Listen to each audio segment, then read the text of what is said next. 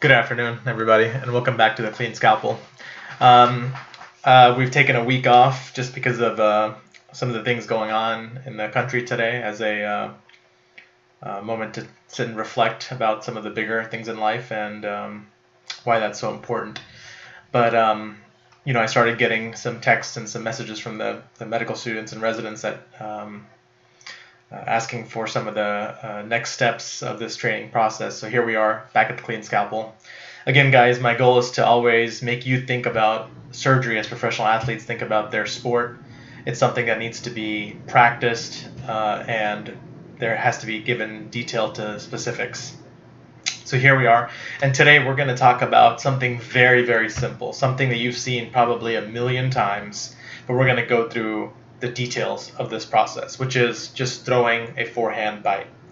Now, we're going to go over the two ways to handle the needle driver, which we've done previously on an older episode, but show you the motions in the hand. Now, some of you may be thinking, well, can I look at the needle or can we focus on the needle as you're doing this? And that topic is specifically coming in the future. We're going to go over the forehand bites today. Likely we're going to do the backhand bites the next week, and then we're going to follow it with the needle manipulation, which is coming up and which is something I'm really, really excited to show you guys and share. So let's get right to it. First step is what you need, and if you have any kind of suture sitting around the house and a needle driver, you're pretty much set. Now again, the focus of this talk is not really going to be on the needle itself. It's really going to be on how you manipulate your hand during the forehand bite. Now, some of the principles we spoke about in our last episode about needle positioning and how you set it up are always going to be true. So again, I encourage you guys, anytime you load a needle on a needle driver as a forehand, please set yourself up for success. Get it in the 50% position, have it loaded slightly away from you, and that way you get used to the habit of doing this. So let's get started, guys. The first thing I'm going to show you is how to handle it with your fingers inside the loops. Okay, so again, this is not as sexy. People find that they struggle a little bit with their palmar pronation, supination, but we're going to kind of go over all this stuff. So first things first, let's load our needle. Now, I'm grabbing the needle. Again, I'm loading at 50%, and that's how we're going to start it. Now, notice my fingers are inside the needle driver, and it's the same configuration we spoke about before. Thumb, ring finger on this side, and then this index finger here is helping guide the bite. So we are going to take a forehand bite with this technique.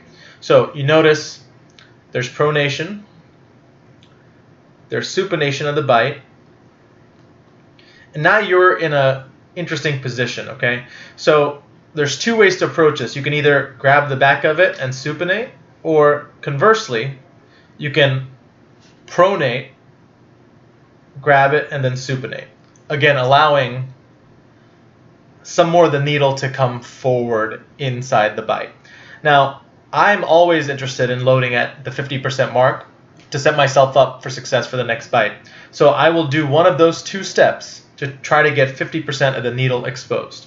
Now, this is what really changes how you're going to reload the needle, and this is why either putting your fingers in or palming the instrument makes a difference. So at this stage, with my fingers inside the loop, what I see people do a lot is that they will grab it, then they will take their fingers out and rotate the needle driver, put their fingers back in to get it at the appropriate hold. I'm going to show you that, again, it's a wasted step, but more importantly, this is what you should be doing. So watch my hand. It goes into hypersupination. Okay, I grab the needle and I supinate out. So that will leave you, again, with a little bit of strain on your forearm and your hand, but this is the appropriate way to do it so that you are then ready for the next bite. Okay, now let's just go over those steps really quickly one more time. So it's loaded, pronate, supinate to take the bite. Okay. Again, I like to work more in the front of the needle, so I'm going to pronate, then supinate to get the needle where I want it to be. Okay. Now, I go into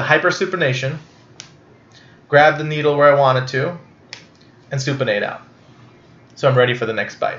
So again, it's the hypersupination, which most people find uncomfortable, and which is why they don't necessarily do it and why they have to take an extra step to get the right needle load. Now, let's switch the tactics a little bit, and let's go straight to palming the instrument. So again, when you palm the instrument, it's going to lay in the middle of your palm, and it's going to be controlled by your thenar prominence, okay? So here we are with the instrument palmed. And what we will see is that most of the steps are very, very similar, okay? So step 1, pronate back to get the bite ready. Step 2, supinate to actually take the bite. Done. Now, you have an option. You can push from the back or you can pull from the front. I'm a fan of the pulling from the front just because that's how I did most of my training. So I'm going to pronate my hand, grab closer to the tip, and supinate until the portion of the needle that I want exposed is there. Now the nice thing about palming is that, watch my hand again, I'm going to pronate, grab it where I need to, okay, supinate out, and then I can actually rotate the needle in my hand so it's ready for the next bite.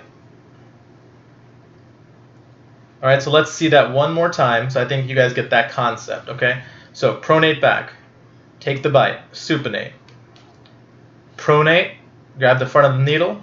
Supinate to expose what portion of the needle you want. Stay in pronation, you grab and you supinate out. Now, lock it in. Again, watch the hand. I'm just rolling it in my hand to get yourself ready for the next bite.